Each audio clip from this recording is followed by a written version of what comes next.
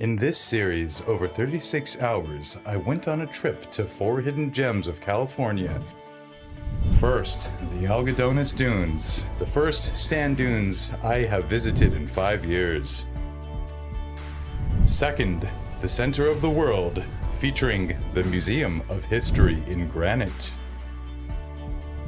Third, Anza Borrego State Park, featuring slot canyons and desert art. And finally, the Salton Sea, a desert curiosity featuring offbeat desert artworks.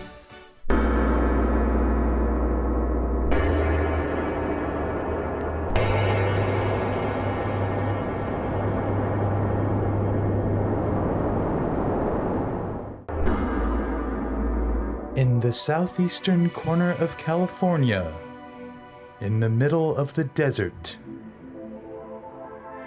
lies a monument to humanity, and what some call the center of the world.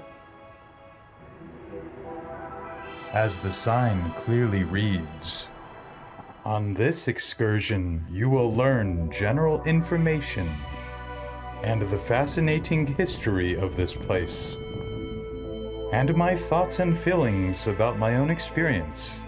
And hopefully, we will find a sense of wonder and appreciation. I drove to the center of the world after leaving the Imperial Sand Dunes, roughly 50 miles away. There was some inconvenience due to road work.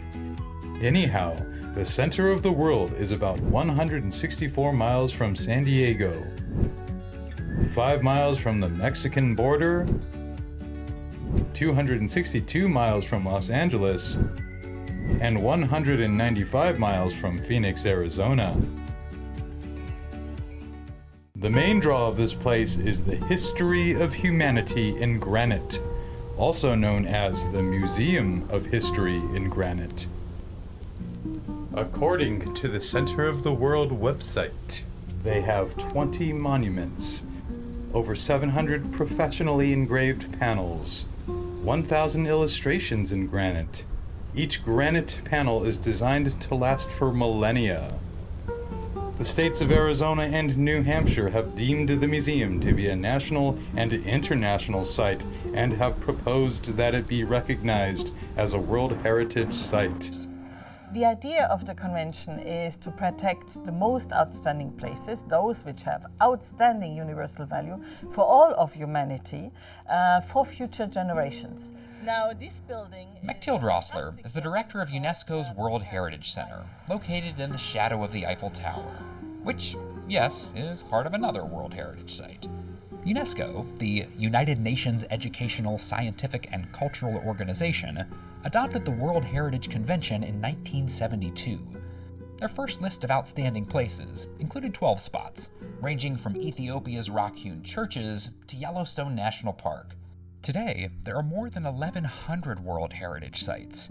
There are culturally significant locations like India's Taj Mahal, in Illinois' prehistoric Cahokia Mounds, and naturally impressive locations like England's Jurassic Coast and Botswana's Okavango Delta. The centerpiece of the museum is comprised of 8 monuments, which create a compass rose. In the middle is a Rosetta Stone for our era. The Rosetta Stone has a quote with grand intentions. On behalf of the people of the world, this monument is designed as a key for visitors of the far distant future to understand our writings. Through informed prose and illustrations, many topics are documented. Topics include energy use and innovation, world religions, the Renaissance, early music, and so much more. And there is a monument dedicated to the histories of California and Arizona, and another to the history of the United States. And for reasons you will soon understand, you can also find the history of parachuting, the history of French aviation, and the history of the French Foreign Legion, among others. However, the focal point is arguably the Church on the Hill, which is located on the Hill of Prayer. It is in line with the sundial featuring Michelangelo's Arm of God in bronze, which points to the church. The church welcomes all religions and is now and intends to always be the highest point in Felicity, California, also known as the center of the world. The church's design is inspired by a chapel located in France.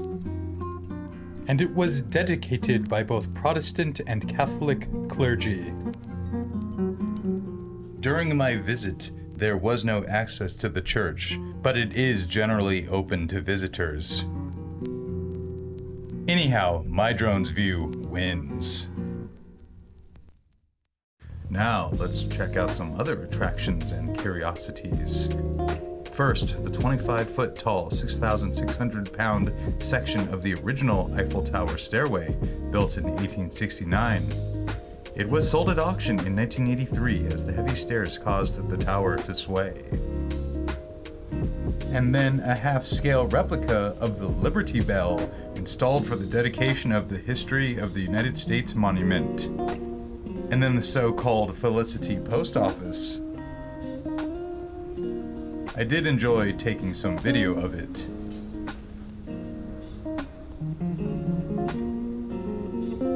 And this is the Maze of Honor.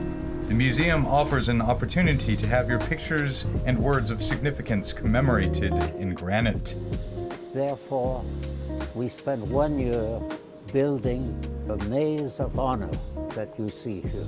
And we are in it. Now, we take 12 by 12 inch plaques of black granite and with a laser take your photos and messages and keep them for the ages. We cannot guarantee 4,000 years, but they will be there for a long time. And as you can see on the monument, we already have many of these now.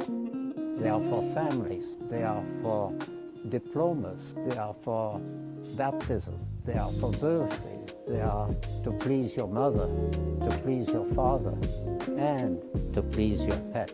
This, we trust, will solve the problems of keeping memories permanently at affordable cost, and eventually from the entire world as we walk through this monument.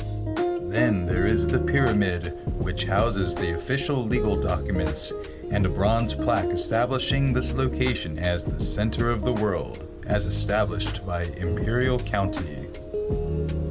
The National Geographic Institute of France also acknowledges these coordinates as the center of the world. Apparently, during busier times of the year, the pyramid is open to visitors, but it was not open when I visited. And it is internationally renowned, covered by magazines, newspapers, blogs, television, and even YouTube videos like this one. And now it's time for the history, which was quite surprising. It all started in the late 1950s when a man named Jacques-André Istel bought over 2,900 acres of near worthless desert land to do something with in the future. But who is this guy? Jacques-André Istel was born in Paris in 1929. After Nazi occupation of France in 1940, Jacques arrived in America at age 11. Jacques attended Stony Brook School as a boarder. Losing his country, being separated from family, and lacking English ability made life difficult. During summer vacations at age 15 and 16, he hitchhiked solo across country, sleeping rough and taking odd jobs along the way. During this time, he discovered a taste for adventure while instilling profound affection for America.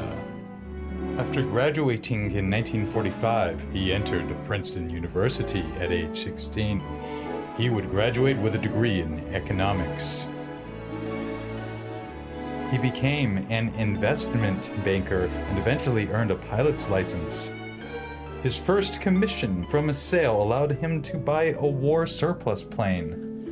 Then he entered the Korean War as a private in the U.S. Marine Corps. He eventually became a lieutenant colonel. Concerned about crashing to his death during a night flight, Jacques purchased a parachute. Before the existence of parachuting schools, he arranged a lesson with a paratrooper. He had a rough and frightful first landing. He then went on to invent solutions to improve the experience. He is one of the fathers of modern skydiving, which I would have never guessed. And he has set many records. He was the first American to be in stable free fall. And he founded the world's first sport parachuting company in 1957. And he helped establish the Army's Golden Knight parachuting squad. He proved parachutes could work from military jets, as it was believed chutes would blow up. He led a 4-man team for the US, setting first official day and night parachuting world records. He also founded the Parachute Club of America and Parachute Incorporated. Now knowing the extensive involvement of parachuting in his life explains why he has a parachuting monument at the center of the world. By the 1980s, Jacques had retired from parachuting. And then in 1985, Jacques moved out to the desert with his wife Felicia, and they created the town of Felicity, which was named for his wife. This is what caught my eye. Seeing California's growth from under 100,000 to 33 million. And being reminded that Mount Whitney, the highest point in the lower 48 states, and Death Valley, the lowest point in the lower 48 states, are both in California. And we have 4 climates.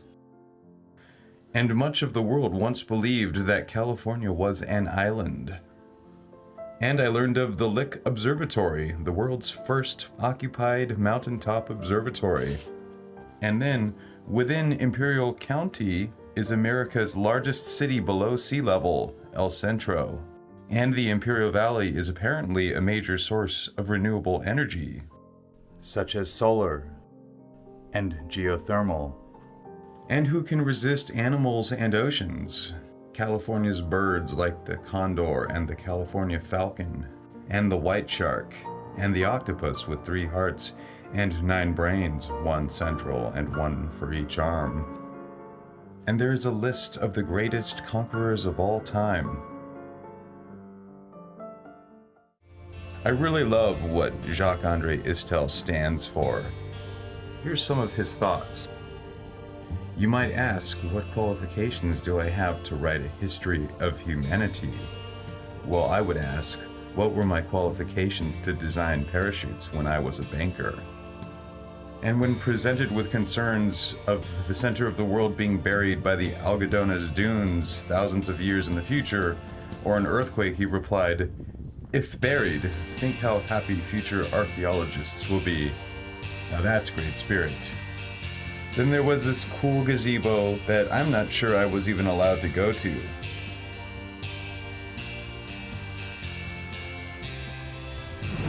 Soon after I left, I had more dunes to check out and Anza Borrego.